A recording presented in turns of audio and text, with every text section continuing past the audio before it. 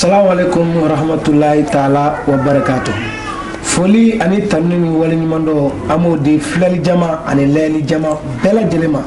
imana ke sigiyɔrɔ la ni wagati na Mali kɔnɔ Mali kɔkan farafina farajɛla aw bɛɛ folenu k'aw tanu ka wali ɲumando Zigiri Plus sanfɛ kɛrɛnkɛrɛnnenya minnu yɛrɛ sɔgɔlen don an ka site web la zigiriplus.com numéro 1 de l'actualité musulmane. Aw bisimila émission mandinga anw ka karamɔgɔ émission min bɛ kɛ ne fɛ a balimakɛ n'aw denkɛ Sila Gawlo Njayi an bɛ wuli ka se dɔnnibagaw ma an ka karamɔgɔw ma an ka mɔgɔbaw ma k'u ɲininka dɔnni cogoyaw la dɔnni kɛcogow la walima an bɛ u wele bulu ma k'a sɔrɔ an ka studio belebele in kɔnɔ Bangoni Jɛngɛnɛbugu la an bɛ masala caman kɛ na Ala sɔnna ma bi Ala y'an garisɛgɛ don an ka belebeleba dɔ la. Ala y'an garisɛgɛ don an ka funangɛni dɔnniba dɔ la min kɛmɛ ka dɔnni yɛrɛ darapo kɔrɔta bi na an bɛ don min na i n'a fɔ bi Mali kɔnɔ Mali kɔkan k'a daminɛ Côte d'Ivoire jamana kan n'i ko sisan morikɛ cɛw b'a dɔn min don n'i nana Bamakɔ yan n'i ko sisan morikɛ cɛw b'a dɔn min don e yɛrɛ min sigilen filɛ ka ne lajɛ i bɛ se k'a fɔ ha k'a kan bɛ cɛ in de ma Cheikh Abdoulaye Mohamed Keita a bɛ anw ka morikɛ sisan morikɛ tɔgɔ kelen pewu ni wagati na a b'an fɛ yan ba Maliba la Bamako ni Ala sɔnna ma aw bɛna nafa caman sɔrɔ n'a ye yan'a ka taa an ka abonné a y'a sɔgɔlen to émission ye a y'a partagé yanni sisan morikɛ ka taa aw bɛna nafa camanba de sɔrɔ sisan morikɛ la ka sɔrɔ aw n'a ma ɲɔgɔn ye fɔlɔ ni Ala sɔnna ma komi a yɛrɛ bɛ yan a bɛ foli di kanubaw bɛɛ lajɛlen ma Ustaz salamu alaikum. Waalaikum salam wa rahmatullahi ta'ala wa barakatuh. I bɛ foli kɛrɛnkɛrɛnnen di i kanubaw ma ani Zigiri Plus abonné diɲɛ fan bɛɛ. Baasi t'a la. Lama fa a'udhu billahi samil alim min sharril shaitanir la'inir rajim. Bismillahi wa billahi wa ilallahi wa minallahi wa man nasru illa min indillah. Yansuru man yashahu nasrun minallahi wa fatihun qarib. Alhamdulillahi allazi azhaba anal hazana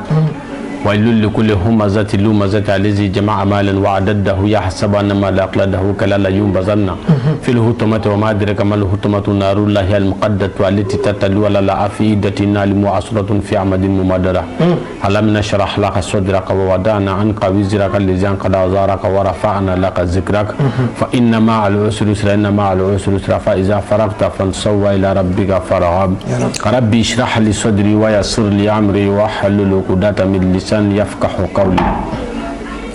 إن ربنا لا غفور شكور الذي أحلنا دار المقامة من فضله لا يمسون فيها نصب ولا يمسون فيها لغوب اللهم صل وسلم وبارك وكريم على سيدنا ومولانا ونبينا وحبيبنا وشفينا وبشيرنا وسراجنا وقرة أعيننا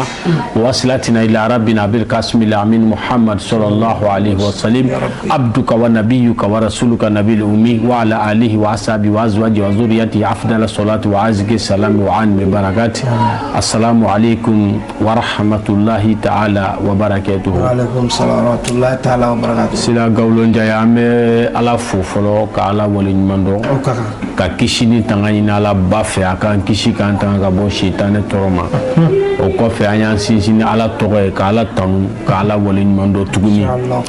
ka tila tuguni ka tangaw ɲini Ala fɛ ani k'an sɛmɛ Ala la ni Ala yɛrɛ kumakan sanumaw ye o kɔfɛ an bɛ ni kisi ni nɛɛma caman ɲini a k'a kɛ an kuntigi Muhamadu ka min ye Seydil Bashari ye katimin nabiyina imamil mursalina ale tanuna dalailul khairati kɔnɔ tɔgɔ 201 o ka can kojugu o la an b'an ka foli ɲɛsin an bangebagaw ma an ka ɲɛnamaya sababuya bɔra minnu na minnu balolen don an bolo bi Ala k'u ta fanga d'an ma Ala k'u mɛn an kɔrɔ minnu fatulen don Ala ka hinɛw na Ala ka yafa u ma u y'an kɔn kisi min na Ala k'an nɔgɔya Ala k'an mɛn ka saraka ni dugawu k'u ye o kɔfɛ an b'an ka foli ɲɛsin an karamɔgɔ bɛɛ ma ka daminɛ Bazumana Tarawele ka taa Sufiane Darame ka taa an karamɔgɔ Banaba Lagala fo ka Bɛlɛngɛ ani bi an tugulen don cɛba min na ale ka miiriya n'a ka hakililaw kɔ n'o de y'an ka kuduwa n'an ka sanadu ye n'o de ye Fahamul Fahama ye Shamsul Shumushu Baharu Nada Fasihul Lisani Seyidi Sherif Usman Madan Haidara b'a fo k'a waleɲuman dɔn o la sila an bɛ silamɛ jama fo ni kisi ni hinɛ ni barika foli folikan kelen folikan min bɛ yen nɔ ni nafa saba b'a la n'o de ye kisi foli ye o b'a kɔnɔ barika b'a kɔnɔ hinɛ b'a kɔnɔ donc n'o de ye silamɛya carte d'identité ni silamɛya identification dɔ ye ani silamɛw ka kɔdiw yɛrɛ dama ni ɲɔgɔn cɛ pour que k'i silamɛ ɲɔgɔn hakili sigi n'o de ye assalamu alaikum wa rahmatulahi ta'ala wa barakatuh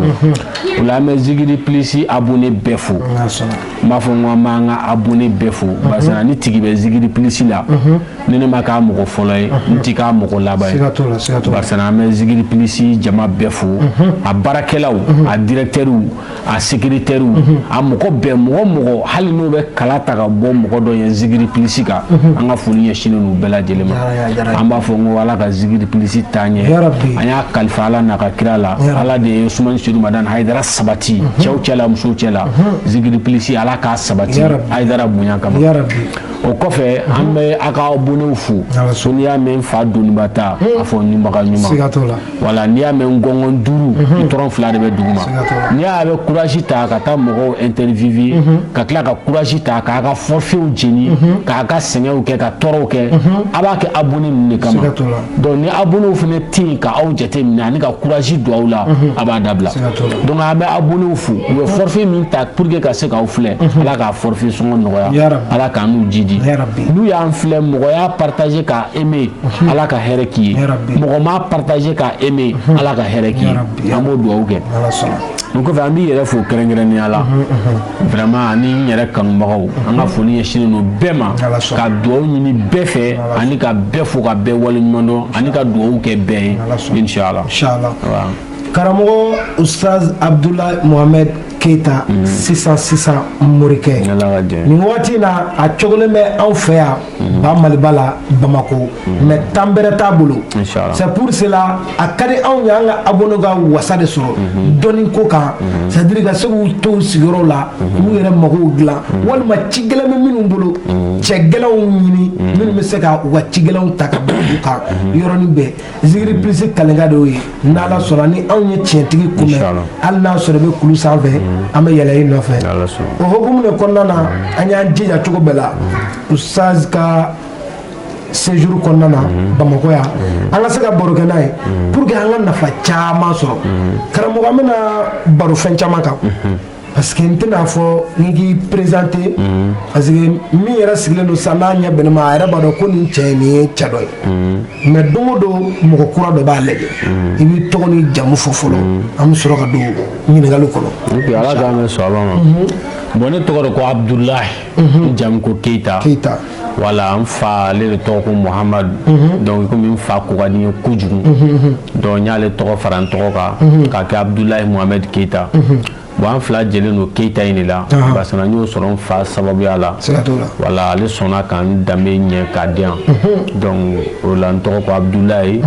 Mohamed Keita n y'o de fara kan sinon papier yɛrɛ kɔnɔ Abdoulaye Keita de don bon k'a danna fɛnɛ ko sisan morikɛ o fɛnɛ sɔrɔla kanubagaw ani dɛmɛbagaw olu yɛrɛ ka kow kɛcogo fɛ donc u b'a ye an bɛ dugawu kɛ cogo min na an bɛ baaraw kɛ cogo min na bon caman bɛ jaabiya la wala ko dɔw bɛ se ka na sisan an b'a kɛ an b'a fɔ ko bon n bɛ nin ko in kɛ sisan a bɛ kɛ sisan donc o y'a dan na dɔrɔn ko sisan morikɛ donc ala k'an dɛmɛ. o ye ka baara kɔnɔna ye k'a kɛ sisan a ka minɛ sisan inshallah o diyara n ye o bɛnna ma sisan an bɛ taa ni baara ye inshallah ɲininkali caman bɛ n fɛ bi k'a k'i la parce que anw yɛrɛ bɛ fɛ de diɲɛ ka lafiya quoi ala sɔnna ko dɔ de bɛ min ɲɛ ma ka bɛɛ yɛrɛ tɔɔrɔ adamaden kuma dɔw la i b'i ka kow kɛ i t'a sɔrɔ foyi i mana min kɛ dɔrɔn o bɛ ɲɛ i bolo mais kuma ni kelen dɔrɔn i bɛ sin ka bali ka i ka ko bɛɛ bloquera i ka foyi tɛ ka sira sɔrɔ i b'a fɔ ko karisa sirilen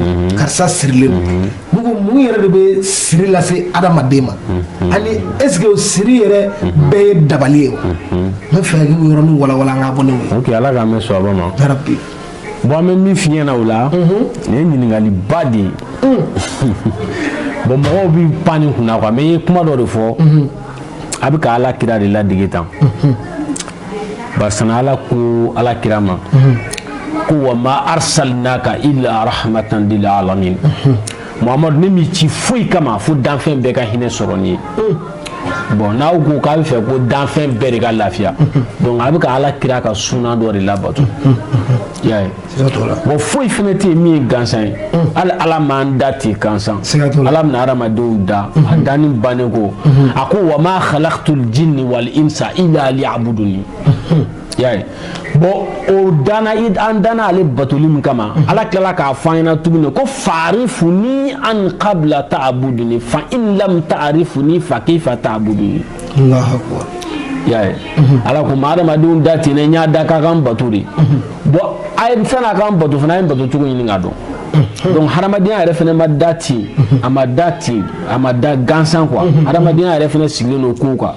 y'a ye a sigilen don calculs de kan n'i y'a ta k'a lajɛ muso b'a ka kalo labɔ ye kalo ni kalo de kalo labɔ tigɛlen kɔfɛ tile hakɛ dɔ de bɛ yen nɔ tant que o ma se muso tɛ kɔnɔ ta ni muso fana ye kɔnɔ ta o tile hakɛ in kɔnɔ tile hakɛ dɔ fana de bɛ yen nɔ tant que o fana ma se a tɛ bɔ maniwiji la ka kɛ joli ye tile hakɛ dɔ fana de bɛ yen tant que o fana ma se a tɛ bɔ joli la ka kɛ sogobu ye tile hakɛ dɔ de bɛ yen tant que o fana ma se a tɛ bɔ sogobuya la ka commencer ka forme ta y'a ye donc o la hadamadenya ko bɛɛ sigilen don ko dɔw kan donc o la an b'a yira k'a fɔ siri min bɛ mɔgɔw sɔrɔ a dɔw ye dabalijugu ye a dɔw tɛ dabalijugu ye y'a ye bon siri min yɛrɛ bɛ mɔgɔ sɔrɔ ka sɔrɔ dabalijugu tɛ o de ka ca hadamaden na ka tɛmɛ dabaliko tɛ i yɛrɛ ka halakaw kɛcogo ye i yɛrɛ ka yɛlɛma yɛlɛma wala i yɛrɛ ka kow kɛcogoya dama ye i b'a sɔrɔ sisan la sani i ka muso furu walima sani muso ka furu i bɛ taa sɔrɔ a ka kow kun ka ɲi mais i bɛ muso furu dɔrɔn i ka ko bɛɛ bɛ tiɲɛ y'a ye bon u b'o caman ta n'i y'a a 100% n'i y'o ta 98% ou bien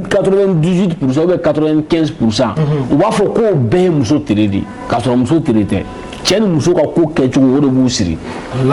bon n'o ye cɛ garisigɛ siri a partager joona a partager caya émission nafa ka bon kojugu tu vois non bon n'o ye cɛ garisigɛ siri sisan donc a bɛna fɔ ko muso tere man ɲi y'a ye bon u bɛ taa karamɔgɔ minnu fɛ ani u bɛ taa dɔnnibaga minnu fɛ olu dɔw yɛrɛ bɛ se k'a fɔ yɛrɛ ko musolamɔgɔ dɔ de bɛ k'i dabali k'a sɔrɔ dabali tɛ y'a ye min b'o kɛ mɔgɔ la i b'o dɔn sisan ka sɔrɔ i ma muso furu i tun bɛ wari sɔrɔ i bɛ fɛnw sɔrɔ mais i nana muso furu dɔrɔn i b'a ye i ka kow bɛ commencer ka seere i ka kow bɛ commencer ka gɛlɛya foyi t'o se mɔgɔ ma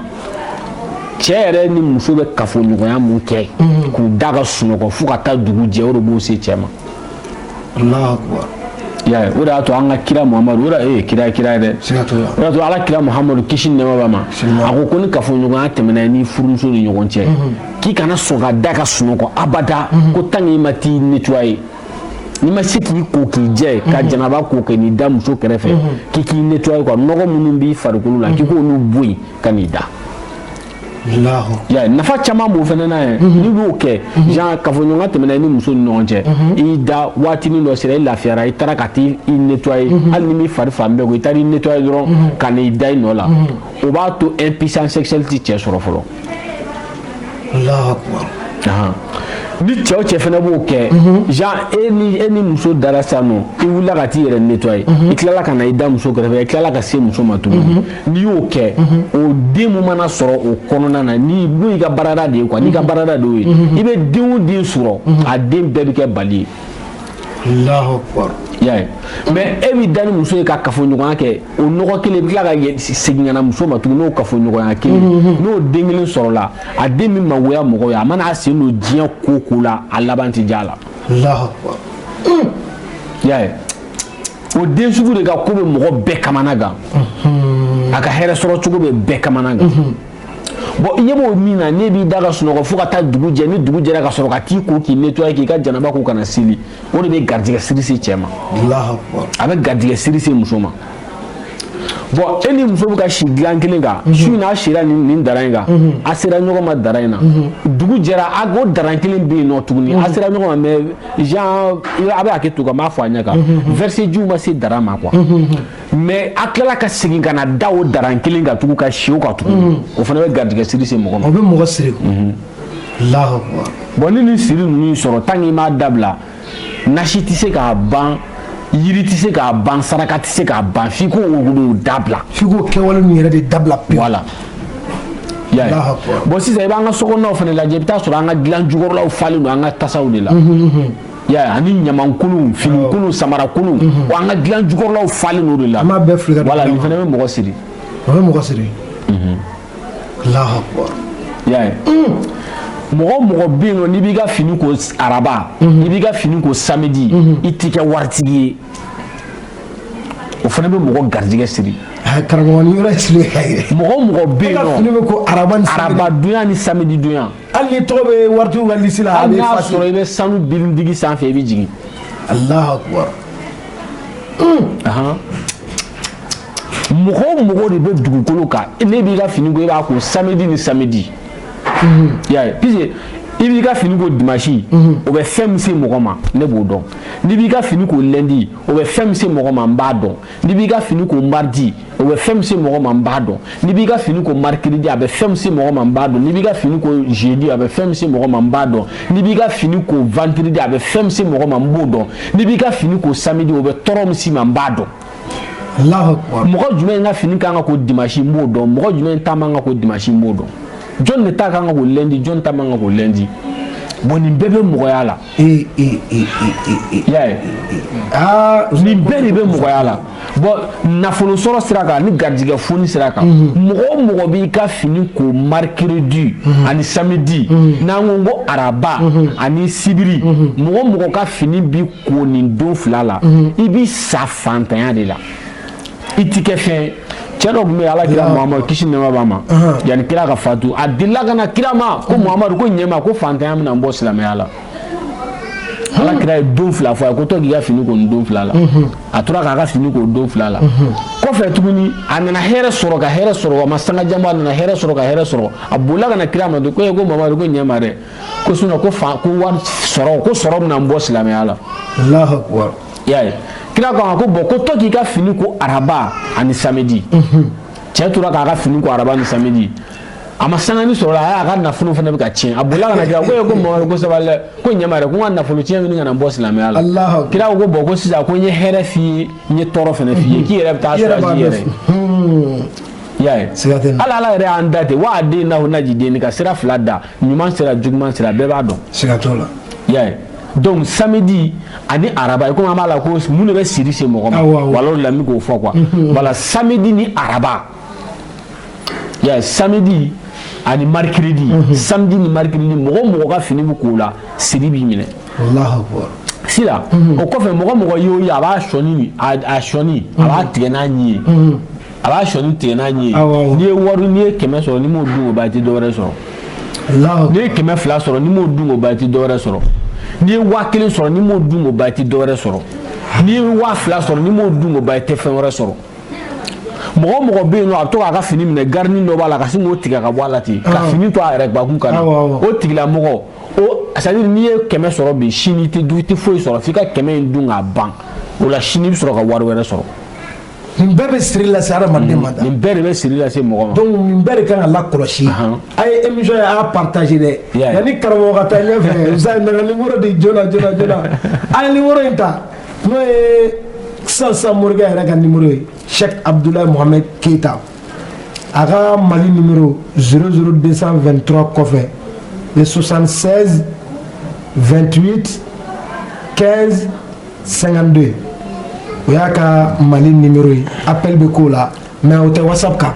a bɛ WhatsApp kan mais a WhatsApp connectelen tɛ voilà mais a connectelen tɛ ni min bɛ fɛ ka vocal bila WhatsApp la hali n'i bɛ Mali la i mana kɛ fan o fan 00225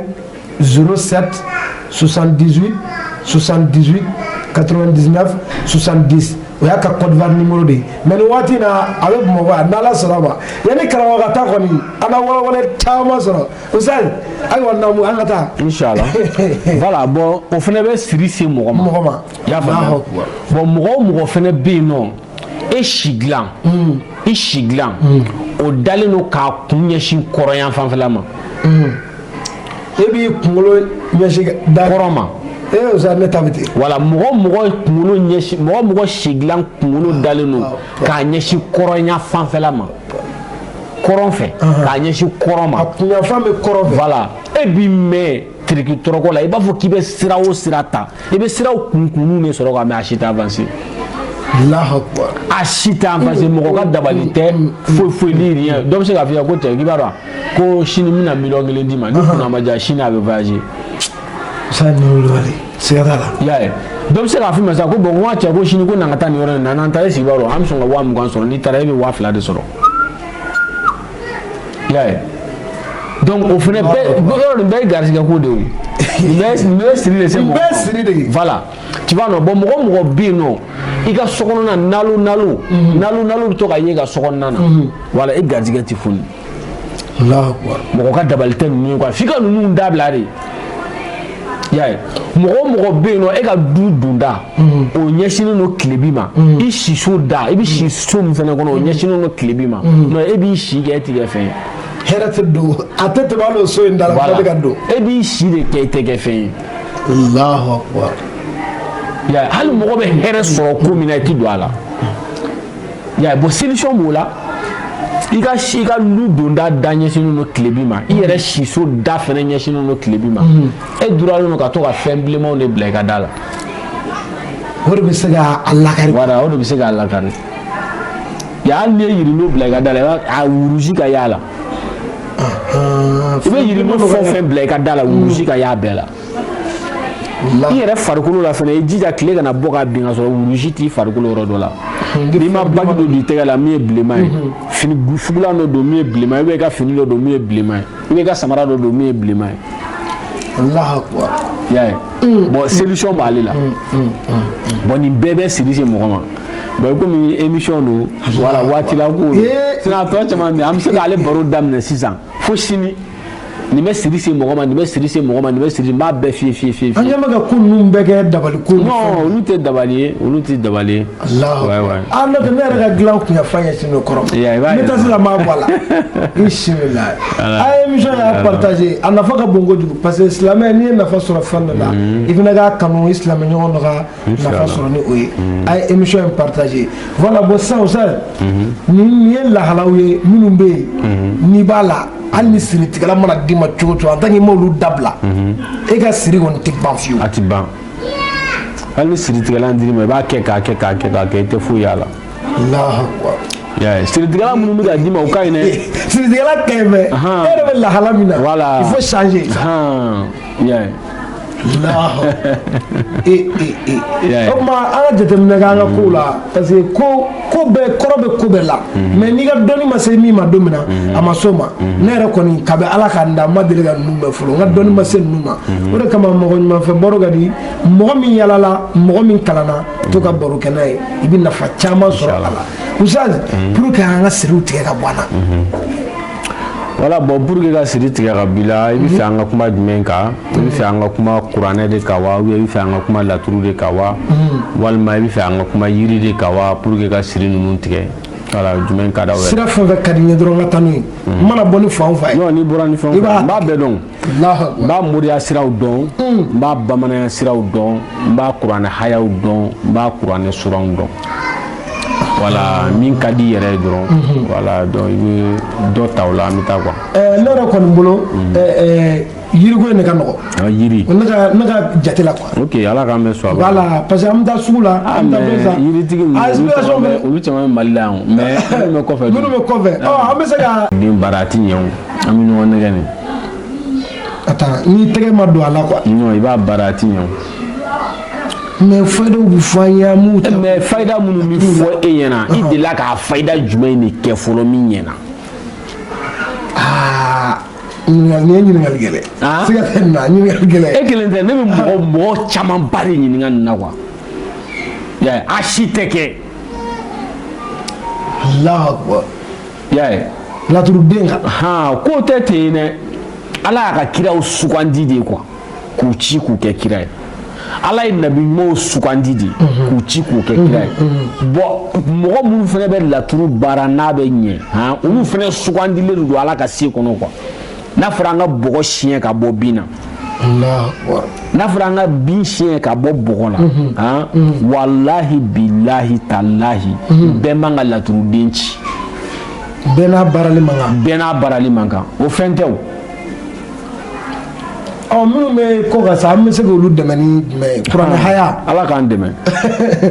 sisan an b'a fɔlɔ faso kɔnɔna na mɔgɔ minnu bɛ yɔrɔ la yɔrɔ minnu bɛ yen nɔ ni yiri bɛ sɔrɔ yen wala yiri dɔ bɛ yen nɔ ko ngunjɛ n'a y'i diya i bɛ taa san n'a y'i diya i bɛ taa kari mais n'i bɛna taa san i bɛ taa kuru 7 san n'i bɛna taa kari i bɛ taa kuru 7 kari bon n'i bɛ fɛ k'a siri tigɛ ka bɔ i la ka ɲɛ kosɛbɛ i bɛ taa san dimanche midi 45 midi 45 kɔnɔna voilà dimanche midi 45 yanni ka taa se 14h45 ou 15h45 ninnu ma puisque o fana ye dolo n bɛ ka kuma ni dolo de o yɔrɔ la voilà inchallah bon o l'heure in na n'i taara a san a bɛ kɛ ni dimanche midi 45 dafara i bɛ bɔ i ka so kɔnɔ i bɛna taa yiri san i bɛ taa yiri san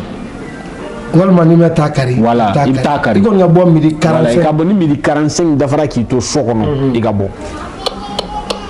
i k'a sɔrɔ yanni 15h40 non i k'a sɔrɔ dɔrɔn puisque n tɛ fɛ ka a walawala o kɔnɔ voilà n tɛ fɛ ka don dolo kɔnɔ puisque an ka babu t'o kɔnɔ quoi voilà mais i kɔni ka bɔ i ka so kɔnɔ midi 45 voilà n'i wulila ka bɔ i ka so kɔnɔ midi 45 ka taa gunjɛ san gunjɛ bulu i bɛ taa san siri 7 i y'a faamuya n'i nana n'a siri 7 ye i bɛna don so kɔnɔ i b'i waraka i lankolon 12 i b'i waraka n'i waraka i b'a fɔ bisimilahi rahmani rahim alhamdulillahi rabbil alamin arrahmani rahim maliki yawmiddin iyyaka na'budu wa iyyaka nasta'in ihdina siratal mustaqim siratal ladzina an'amta alaihim ghayral maghdubi alaihim waladdallin i b'a fɔ siɲɛ 7 walima siɲɛ 70 walima siɲɛ 77 a kalan gunjɛ voilà i b'a kalan gunjɛ la siɲɛ 7 walima siɲɛ 70 walima siɲɛ 77 n'i y'a kalan gunjɛ la n'i tilala hami min b'i la i b'o fɔ ala ye pour que ka se ka siri tigɛ ka bɔ i kan siri min b'i kan ala de b'a dɔn a b'a ta cogo dɔn a b'a bila cogo dɔn donc ala ka siri tigɛ ka bɔ i kan i y'a faamuya donc n'i y'o kɛ tan nɔ i bɛ sɔrɔ ka yiri in ta sisan k'a don daga kɔnɔ i bɛ sɔrɔ ka taa i y'a don daga min kɔnɔ i b'o sigi ka sun ta i kana taa daga don worobinɛ kɔrɔ k'a ta dɛ walima k'a daga ta ka taa a sigi kɔlɔnda la ka sin ka ji bɔ dɔrɔn k'a k'a kɔnɔ kan'a kɛ ten dɛ i bɛ taa daga sigi kɛrɛfɛ ka sɔrɔ ka taa ji ta sun na ka n'a kɛ daga kɔnɔ donc i b'a ko k'a min mais n'i b'a ko i b'a ko tile fɛ i kana ko su fɛ voilà k'a daminɛ depuis tile mana bɔ sɔgɔma hali kana ko sɔgɔmada joona fɛ ka sɔrɔ tile ma bɔ dɛ ni tile bɔlen don wagati min na i b'a ko voilà donc k'a daminɛ depuis i bɛ se k'a ko 7h ka taa se fo 17 bon an k'a kɛ 16h ye parce que o bɛɛ b'a sɔrɔ tile bɔlen ba don quoi voilà fo ka taa se 16h ma i bɛ se k'a ko olu bɛɛ kɔnɔ donc i b'a ko tan nɔ ka taa se fo tile 7 ma voilà i b'a ko tan fo tile 7 don o don ko voilà donc ni mɔgɔ min y'a kɛ n'a ɲɛna u k'a fɔ aw ɲɛna ni mɔgɔ min y'a kɛ n'a ma ɲɛ u b'o fana fɔ aw ɲɛna mais ni mɔgɔ 100 y'a kɛ mɔgɔ 100 bɛɛ b'a f'i ye k'a ɲɛna Allahu akbar o tuma balibaw ka kan na puisque fatiha de ye fɛn ye tɔbu bɛɛ b'ale kɔnɔ ji b'a kɔnɔ bɔgɔ b'a kɔnɔ tasuma b'a kɔnɔ fiɲɛ b'a kɔnɔ donc ni jiden y'a kɛ a bɛ ɲɛ ni bɔgɔden y'a kɛ a bɛ ɲɛ ni fiɲɛden y'a kɛ a bɛ ɲɛ ni tasumaden y'a kɛ a bɛ ɲɛ Allahu akbar ala tɔgɔ dɔw bɛ yen olu sigilen don tasuma dɔrɔn kan voilà bon ni jiden y'o ta k'o kɛ a tɛ ɲɛ i bolo ala tɔgɔ dɔw bɛ yen olu sigilen don ji dɔrɔn kan bon ni tasumaden y'o ta k'o kɛ a tɛ ɲɛ i bolo i t'i sago sɔrɔ a la Allahu akbar a ko in fana ka jama ala k'an bɛn donc o la o ye mɔgɔ minnu bɛ faso kɔnɔ yan nɔ n'u bɛ fɛ siri ka tigɛ ka b'u kan o y'o ye n'i bɛ fɛ i ka siri ka tigɛ i bɛ faso kɔnɔ yan nɔ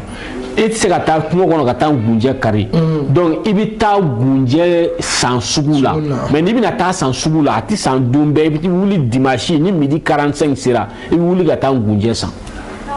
n'i nana n'a ye so kɔnɔ i bɛ nin waraka hali bololanɛgɛ bagi minnu b'i tɛgɛ la i b'a bɛɛ b'i tɛgɛ la ka don so kɔnɔ i kelen ka alifatiya kalan gunjɛ in na siɲɛ 7 walima siɲɛ 70 walima siɲɛ 77 n'i y'a kalan la walima n'i bɛ se k'a sɛbɛn yɛrɛ fana i b'a nasi sɛbɛn i y'a ye k'a k'a kan hami minnu b'i la i bɛ fɛ siri ka tigɛ cogo min na i b'o fɔ ala ye k'a ko k'a min tile 7 ni siri min b'i k'a siri bi tigɛ n'ala ka jɛ bon mɔgɔ min fana bɛ yen nɔ ni kungo kɔnɔ taga ka nɔgɔ o tigila mɔgɔ ma donc n'e bɛna taa tigɛ i bɛ ŋaniya siri midi 45 ka bɔ da fɛ n'i bɔra da fɛ donc depuis i bɛ ka taga i bɛ alifatiya kala i dusukun na donc n'i taara se ngunjɛ ma i t'i waraka i y'a ye i bɛ sɔrɔ k'a munumunu quoi ka gunjɛ su la voilà i bɛ gunjɛ su la munumunu i y'a fɔ i bɛ gunjɛ su la munumunu bon gunjɛ su la munumunu tɔ i bɛ alifatiya kalan fɛnɛ siɲɛ 7 n'i ye alifatiya kalan siɲɛ 7 donc n'a kalan banna pewu walima i y'a kalan siɲɛ 70 walima i y'a kalan siɲɛ 77 i bɛ sɔrɔ ka muru kɛ ka gunjɛ bulu minɛ n'i ye muru kɛ ka bolo min minɛ i b'i jija k'a tigɛ muru daɲɛ kelen i b'a tigɛ muru daɲɛ kelen donc n'i y'a bɛɛ tigɛ o cogo la i bɛ sɔrɔ ka n'a siri k'a dafa siri 7 a siri tɔ donc i b'a fɔ ko denmisɛnninw ye ne siri maakɔrɔbaw ye ne foni maakɔrɔbaw ye ne siri denmisɛnninw ye ne foni musomisɛnw ye ne siri musokɔrɔbaw ye ne foni musokɔrɔbaw ye ne siri musomisɛnw ye ne foni kamelenninw ye ne siri cɛkɔrɔbaw ye ne foni cɛkɔrɔbaw ye ne siri kamelenninw ye ne foni i y'a faamuya voilà i b'a daminɛ siri la voilà siritɔ i b'a daminɛ siri la k'a kɛ foni ye i y'a faamuya donc i kɛtɔ ka gunjɛ in siri i bɛ nin de kɛ i y'a ye tu vois non donc n'i y'a siri 7 bɛɛ siri tan i bɛ sɔrɔ k'a ta sisan ka na n'a ye so kɔnɔ donc n'i nana n'a ye so kɔnɔ ji qualité dɔw fana bɛ yen min ka teli ni min ye i bɛ min kɛ k'a yiri voilà yiri in tobi ale la quoi ale la mais dɔ in na i taara san sugu la ji voilà o ji o t'a bɔ wolo na dɔ kana k'a kan mais n'i taara kari tan n'i bɛ kɔji sɔrɔ kɔji n'i b'o sɔrɔ i bɛ kɔji kɛ k'a tobi o de ka teli voilà o ka teli ka tɛmɛ baji kan Allahu akbar n'i ti kɔji sɔrɔ n'i bɛ baji sɔrɔ i bɛ baji soli k'o kɛ k'a tobi n'i t'o sɔrɔ i bɛ sanji ni sanji n'an bɛ i n'a fɔ ni Côte d'Ivoire fanfɛla ninnu ne b'a kɛ ten ni Côte d'Ivoire fanfɛla n bɛ ji sigi n bɛ minɛn sigi sanji natɔ kɔrɔ ji min bɛ jigin a kɔnɔ n b'o ji fara ji wɛrɛ kan k'a kɛ k'a tobi Allahu akbar ya ka sanji minɛ k'a sɔrɔ a ma jigin tɔli kan a ma jigin voilà a ma jigin foyi kan sanji ka minɛ direct la k'o k'a la ka bɔ sanfɛ dɔrɔn ka kɛ minɛn kɔnɔ voilà ya bon ni m'o si sɔrɔ i bɛ taa ji bɔ kɔlɔn na i b'a k'a la walima i bɛ ji bɔ worobinɛ na dɔrɔn k'a k'a la i bɛ sɔrɔ ka daga in ko k'a min tile 7 Allahu akbar ya ye donc o y'a ye minnu bɛ se ka taa kari ala k'an bɛ sɔn a ba ya rabbi bon mɔgɔ minnu fana bɛ yen nɔ olu tɛ se ka taa yiri kari u tɛ se ka taa yiri san olu bɛ farajɛ jamanaw kan siri de bɛ yen la i ka papier ko gɛlɛyalen don siri b'i la i ma n'i sen don diɲɛ ko o ko la a bɛɛ bɛ tiɲɛ e bɛ mun de kɛ ko 2 ni kɔlɔsi b'i bolo walima sisan nɔ wurudi bɛ se ka kɛ hali telefɔni bɛɛ la voilà i b'o dɔ ta dɔrɔn ka n'i jɔ i bɛ ji kɛ minɛn dɔ kɔnɔ ka n'i jɔ a kɔnɔ i b'a fɔ bisimilahi rahmani rahim bisimilahi rahmani rahim siɲɛ 100 k'a sɔrɔ k'a ɲini ala fɛ siri min bɛ ala ka siri in tigɛ i bɛ ji in ta i bɛ t'i ko k'a min donc i bɛ to k'ale kɛ i b'a ye i ka siriw commencer ka tigɛ i ka kow bɛ commencer ka dayɛlɛ voilà i ka kow bɛ commencer ka dayɛlɛ Allahu akbar i y'a faamuya n'o bɛɛ ka gɛlɛn i ma n'i bɛ fɛ yɛrɛ ka tiɲɛ yɛrɛ dɔ fana ye alifatiya kelen i bɛ ji gansan ta ji jalan i b'o ta ka alifatiya kalan a la siɲɛ 7 walima siɲɛ 70 walima siɲɛ 77 n'i y'o kalan o la sisan i yɛrɛ kunsigi i b'i kunkolo di walima i b'i kunsigi tigɛ walima i bɛ taa hadamaden kunsigi dɔ tɔmɔ dɔrɔn ka na n'a ye k'a bila fɛn dɔ kɔnɔ k'a sigi tasuma kan a bɛ sisi donc n'a sisira i b'o mugu de ta k'o kɛ ji in na n'i bɛ n'i da wagati min na hali ni tilefɛla don n'i bɛ n'i da i b'i ko ji in na n'i ko ji in na n'i bɛ ka to k'o kɛ n'i bɛ ka to k'i ko a la n'a y'a sɔrɔ i ka siri ye mɔgɔ dɔ de nɔ ye ala b'a tigilamɔgɔ yir'i la a taara dabali jugu min k'i la ala b'o yir'i la Allahu akbar dabali bɛ se ka tiɲɛ cogo min na ala b'a yir'i la walima n'a y'a sɔrɔ ala y'a tigilamɔgɔ yira e la sogo la n'a bɛ kɛ kɛlɛ ni balawu ni fɛnw ye i tɛ se k'i yɛrɛ maîtriser ala bɛ fɛn dɔ yir'i la i kan ka taa min kɛ pour que i ka siri bɛ tigɛ Allahu akbar i y'a ye so ala bɛ se ka sogo da i la ko bon ko n'i bɛ fɛ i ka sɛgɛn ka ban dɛ wuli ka taa burama fo bani i y'a ye walima a bɛ se k'a fɔ n'i fɛ i ka kɛlɛ i ka siri ka ban dɛ kɛlɛ min b'i ni marujan cɛ t'a ban i bɛ sogo la voilà i b'u ye sogo la vis à vis mɔgɔw bɛ se k'a kɔrɔbɔ k'a lajɛ Allahu akbar y'a ye bon n'a sɔrɔ i bɛ se ka nasi fɛnɛ sɛbɛn i bɛ alifatiya sɛbɛn dɔrɔn siɲɛ 7 walima i b'a sɛbɛn siɲɛ 70 walima i b'a sɛbɛn siɲɛ 77 k'i yɛrɛ kunsigi k'a sisi k'a mugu k'a la ka to k'a ko Allahu akbar y'a ye siri min b'i kan walima dabali jugu min b'i kɔ Ala b'a yir'i la sogo la y'a ye so Ala bɛ fɛn dɔ yir'i la k'i k'o kɛ a bɛ se ka yir'i la ko voyager ka na pour que i ka échapper i ka o siri la e kɔni bɛ échapper solution o bɛ yira voilà o bɛ yira i la sogo la i b'a ye wa i b'a kɛ a bɛ kɛ Allahu billahi wallahi wa rabbul kaaba n yɛrɛ ye nin kɛ de Allahu akbar wagati dɔ la a gɛlɛyara ne yɛrɛ ma k'a gɛlɛya ma kosɛbɛ n ye nin de kɛ si la n sogora a la ko n ka taa Segu ɲaro karamɔgɔ kaburu ko n ka taa n sigi a la ko ka kulu walaw siɲɛ 100 wurudi ka dugawu kɛ ɲaro karamɔgɔ su ye ka dugawu kɛ Ala kira ni silamɛ su bɛɛ ka dugawu kɛ n yɛrɛ ko ni nan'o la ko n ka ko bɛ commencer ka yɛlɛma Allahu akbar ne bɔra Côte d'Ivoire ka mobili ta ka na jigin Bamako ya ka taa Segu ka taa ɲaro karamɔgɔ kaburu la ka taa kulu walaw siɲɛ 100 kalan ka dugawu kɛ n yɛrɛ ye ka dugawu kɛ kira Muhamadu ka dugawu kɛ silamɛ su bɛɛ ka dugawu kɛ n yɛrɛ sufɛ Ala ka taa si a kaburu la ka kulu walaw 12 wurudi Allahu akbar Segu wallahi billahi n yɛrɛ ye nin kɛ n y'a ye tan k'a fɔ ma ko Abdoulaye n'i bɛ fɛ i ka kow ka yɛlɛma n'i bɛ fɛ i ka kow ka dayɛlɛ degun min b'i kan n'i bɛ fɛ a ka ban taa Segu ɲaro karamɔgɔ kaburu la i ka taa kulu walaw siɲɛ 100 kalan a kaburu kunna i ka dugawu kɛ ɲaro karamɔgɔ ye i ka dugawu kɛ Ala kira Muhamadu ye i ka dugawu kɛ silamɛ su bɛɛ i ka dugawu k'i yɛrɛ ye n'i seginna o la i ka kow bɛ commencer ka changer wa a kɛra ten a kɛra o kɛcogo la awɔ i y'a ye donc pour que ka se ka siri tigɛ ka bɔ mɔgɔw kan o solution dɔw ye nin ye minnu ka nɔgɔn quoi inchallah belebele wɛrɛw bɛ yen nɔ min tɛ ninnu ye inchallah ni e min bɛ fɛ wolo ɲɛdɔn i sɔgɔlen to zikiri plus la dɛ n'Ala sɔnna ma yanni Cheikh Abdoulaye Mohamed Keita ka taa Côte d'Ivoire aw bɛna nafa camanba de sɔrɔ a tɛna dan nin ma inchallah karamɔgɔ bɔra ka minnu fɔ mɔgɔ minnu mana kɛ yarabi an bɛ dugawu kɛ Ala ka a jaabi bɛɛ bolo an b'a dɔn a bɛ jaabi parce que karamɔgɔ yɛrɛ ko ten dɔnni tɛ i n'a fɔ peut-être ye quoi peut-être d'abord i taara te ni sukoro san sugu la i tun b'a fɔ cogo di yɛrɛ non o de ko dɔnni tɛ i n'a fɔ ko n'i b'a kɛ ko peut-être a bɛ jaabi peut-être a tɛ jaabi o t'a la donc c'est pour cela an yɛrɛ ka halakaw bɛ se ka siri s'i ma cogo min na donc an y'o fɔ fɔlɔ dɔ fɔr'u la voilà pour que n'o jogo bɛ mɔgɔ min na ne y'a kɛ n'a ma jaabi bolo i k'a dɔn i yɛrɛ de nɔ don mais nin n'a ɲɔgɔnna camanw fana bɛ yen voilà bon peut-être i tɛ dɔnni ko la wa k'a fɔ n ye nin kɛ a ma ɲɛ a don ta bɔ ta i m'a k'a kɛcogo de la masala ne ko i ma sisan ko n kunjɛ bɛ taa san kuru 7 ne m'a san ɛri fɛ e taara san sɔgɔmada fɛ a bɛ kɛ a tɛ kɛ a tɛ kɛ o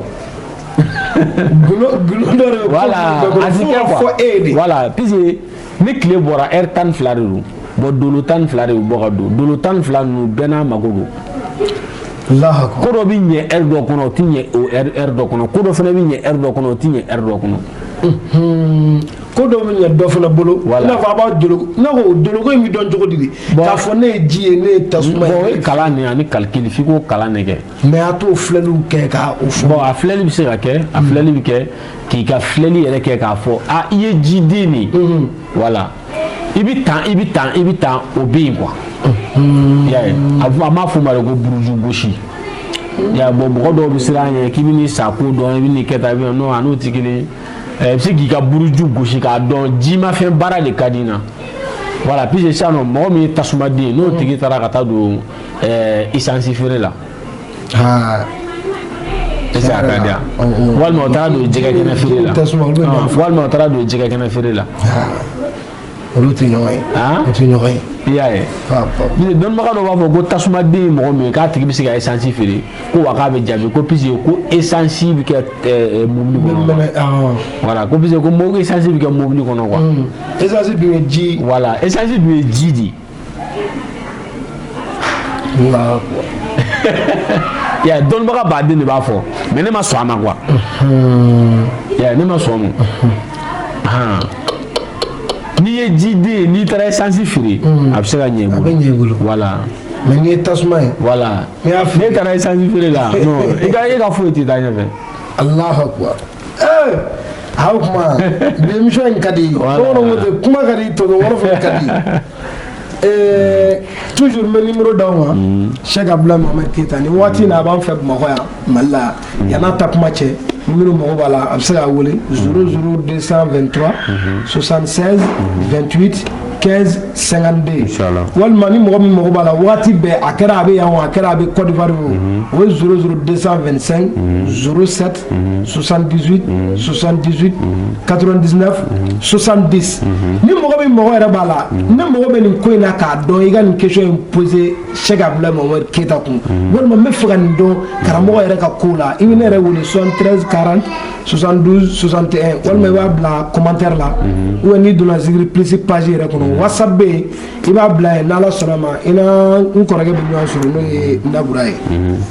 ye Usaze an bɛ taa ɲɛfɛ su bɛ ka ko dɔɔni mais baro bɛ ka ja ka taa fɛ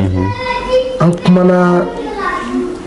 ok problème t'a la komi bamananw ko ten ni taama ma ban ni taama ma ban bolo fifa fana tɛ ban ko banbalidiya fana tɛ dɔn an b'a fɔ aw ye a ka mɛn waati wɛrɛ n'Ala sɔnna ma yanni karamɔgɔ ka taa kɔni a sagalen don Zikiri Plus la a bɛna ko camanba de dɔn et puis a bɛna nafa camanbaw sɔrɔ n'Ala sɔnna Usazi bɛ duwawu ba k'an ye inchallah an b'a bi taa ye an bɛ duwawu kɛ duwawu ye wajibi de ye Ala kira ko ten kisi ni nɛɛma b'a ma ko silamɛ ka kɛlɛkɛmuru ye duwawu de ye donc an bɛ duwawu kɛ an bɛ tila ka duwawu kɛ Zikiri Plus yɛrɛ ye vraiment ni ɲɛ b'i dɔgɔninw na baara la min ye ɲɛtaga ye i bɛ duwawu k'u ye ka tila k'i ŋaniya ɲuman bila u fɛ mais an ka duwawu kow man ca voilà an ka ko ye kamaw de ye quoi voilà an b'an sɛmɛ cɛw de la cɛ minnu m'a tiɲɛ minnu ma a lagosi quoi voilà ala ninnu voilà n'i b'o belebeleba dɔ ɲini o de ye Usumani Senu Madana Haidara donc an b'a fɔ ala k'a kɛ Haidara kama Zikiri Plus ala k'a taa ɲɛ an ye baro minnu fana kɛ minnu bɛna lamɛn ka da la ala ka hɛrɛ k'an n'u ye minnu fana tɛna da la n'u bɛna lagosiw ni kumakan jugu fɔ ala ka hakili ɲuman di an ma ala ka hɛrɛ k'an n'u ye ala ka sababu ɲuman k'an bɛɛ ala ka garijɛgɛw foni ka sija ni kɛnɛya d'an ma ala k'an laban ɲɛ an bangebagaw ala k'u ta fanga d'an ma minnu balolen don ala k'u mɛn an bolo minnu fatura ala ka hinɛ na an karamɔgɔ ala k'an n'u dɛmɛ ala ka hɛrɛ k'an n'u ye ala k'an n'u kisi ala k'an n'u wasa Zikiri Plus cɛ n'a muso an n'a ka denw yarabi ala ka hɛrɛ k'an bɛɛ ala k'an bɛɛ kisi an y'an bɛɛ kalifa ala n'a ka kira ma min ka kalifa tɛ tiɲɛ donc o la an bɛ ŋaniyaw siri an bɛ duwawu kɛ inchallah ala k'an bɛɛ sɔn a ma bismillahi rahmani rahim alhamdulillahi rabbil alamin arrahmani rahim maliki yawmiddin iyyaka na'budu wa iyyaka nasta'in ihdina siratal mustaqim siratal ladzina an'amta alaihim ghayril maghdubi alaihim waladdallin allahumma salli ala sayyidina muhammad al-fatih lima ughliqa wal khatim lima sabaqa nasiril haqqi bil haqqi wal hadi ila siratikal mustaqim وعلى آله حق قدره ومقداره العظيم بسم الله ملك القدوس سرول علي تستم ستتم برحة برهيان عسج من يامين أن يبرات أبرن من كل دان وبلان يدر جليل يا عظيم الكون كون البغيات لقولك للشيء كن فيكون بحق سلام قولا من ربنا الرحيم أغلى ابن أغلى تامين تمومين عيومين كين دوني داكين كائم ناشين بركة بين الأمور كلها واقصد السير حتى يكون ودن كذلك النوري إبراهيم ملكوت السماوات والأرض ولكن من الموقنين ربنا آتنا في الدنيا حسنة وفي الآخرة حسنة وقنا عذاب النار ربنا لا تزغ قلوبنا بعد إذ هديتنا وهب لنا من لدنك رحمة إنك أنت الوهاب اللهم ربنا أنزل علينا مائدة من السماء تكون عند الأولين وآخرين وآية منك وارزقنا وأنت خير الرازقين اللهم صل وسلم وبارك وكرم على سيدنا ومولانا ونبينا وحبيبنا وشفينا وبشرنا وسراجنا وقرة أعيننا واصلتنا إلى ربنا بالقاسم الأمين محمد صلى الله عليه وسلم عبدك ونبيك ورسولك نبي الأمي وعلى آله وأصحابه وأزواجه وذريته عبدنا صلاة وعزك السلام وعلم بركات عدد الرمل والحصى والتراب والكهف والقنف والزلف والمعدن والأحجار سبحان ربك رب العزة ما يصفون والسلام على المرسلين والحمد لله رب العالمين.